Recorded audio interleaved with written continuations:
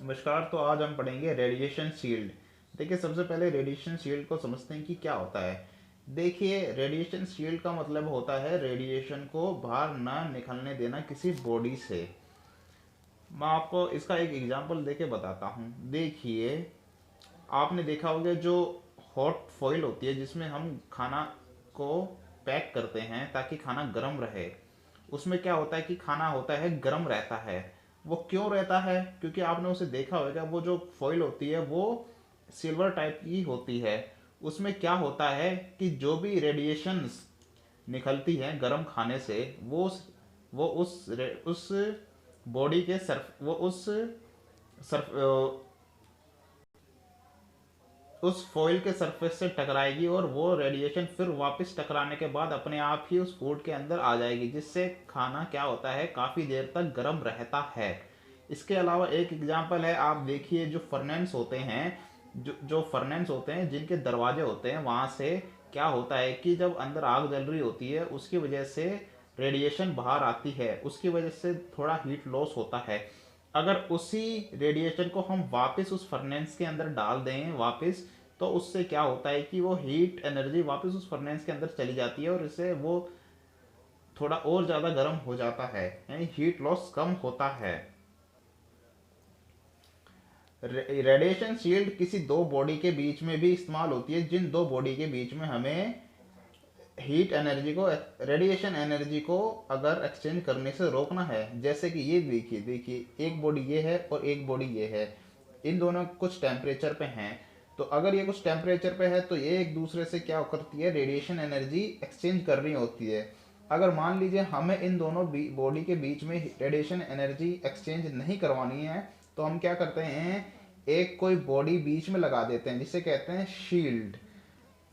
तो वो बीच में लगाते हैं जिससे क्या होता है कि इस बॉडी की रेडिएशन इस बॉडी तक नहीं पहुंच पाती और इस बॉडी की इस तक नहीं पहुंचा पाती। ये क्या होती है कि इस बॉडी से रेडिएशन निकली, यहाँ गई, इसे वापस टकरा के इसके ऊपर आ गई वापस।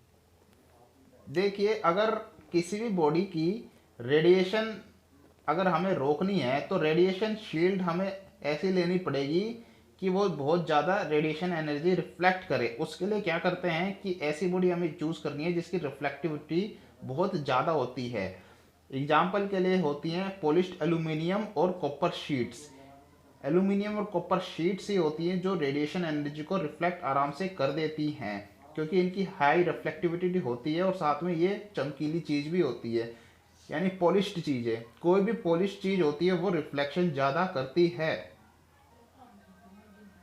देखिए, अब इनकी इक्वेशंस कैसे आएंगी, फॉर्मूलाज कैसे होंगे। देखिए, अगर दो बॉडी होंगी, इन दोनों के बीच में हमें रेडिएशन एनर्जी रोकना है, तो क्या हमने क्या किया, एक बीच में शील्ड लगा दी। ये चलो बॉडी 1 है, ये बॉडी 2 है और ये बॉडी 3 है।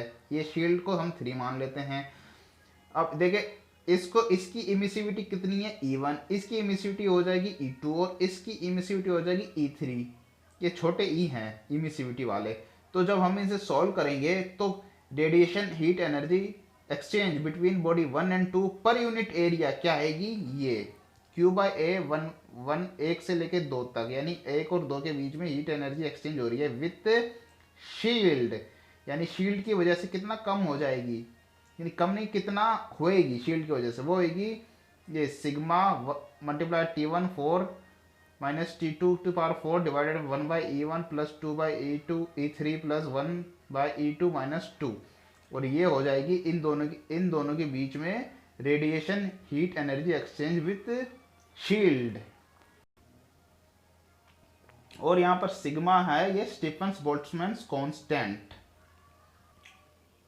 अब देखिए, एक स्पेशल केस आता है। मान लो उन तीनों बॉडी की इमिसिविटी एक ही होंगी तो क्या होएगा।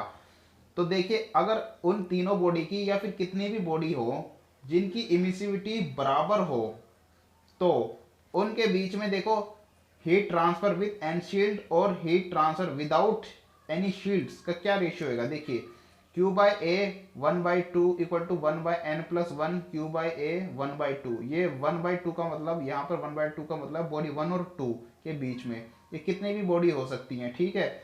मान लो अगर दो बॉडी हैं यहाँ पर, तो यहाँ n कितना आएगा, ये वेयर n इज द, यहाँ पर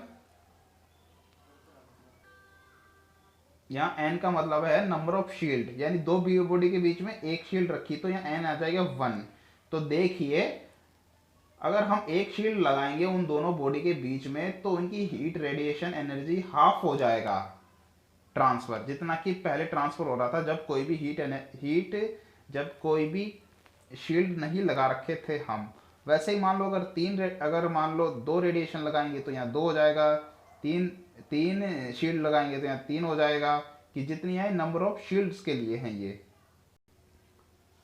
अब देखिए अगर कोई भी इन पे न्यूमेरिकल आएगा तो वो कैसे सॉल्व करना है आपको। देखिए इन पे न्यूमेरिकल कैसे आएगा कि देखिए कोई भी दो बॉडी दे दी जाएंगी, उनके बीच की में हीट रेडिएशन इन दोनों हमको निकालना है कि कितना कम हो जाएगा कोई भी शील्ड लगाने की वजह से। इनमें आपको मान लीजिए इसी का एक न्यूमेरिकल देखिए, अगर इसकी इमिसिविटी कुछ दे रखी होगी, इसकी भी कुछ दे रखी होगी इमिसिविटी, और इसकी भी कुछ दे रखी होगी, तो डायरेक्ट वो इस फॉर्मूले में पुट करके इन दोनों के बीच में रेडिएशन हीट एक्सचेंज आ जाएगा विथ शील्ड। और मैंने जैसे बताया अगर अगर सबकी क्या बोलते हैं इमिसिविटी सेम होगी तो देखिए इसकी भी सेम हो जाएगी, इसकी ये भी सेम हो जाएगी, ये भी सेम, तीनों सेम हो जाएगी, तो ये 1 1 1 हो जाएगा ये पूरा।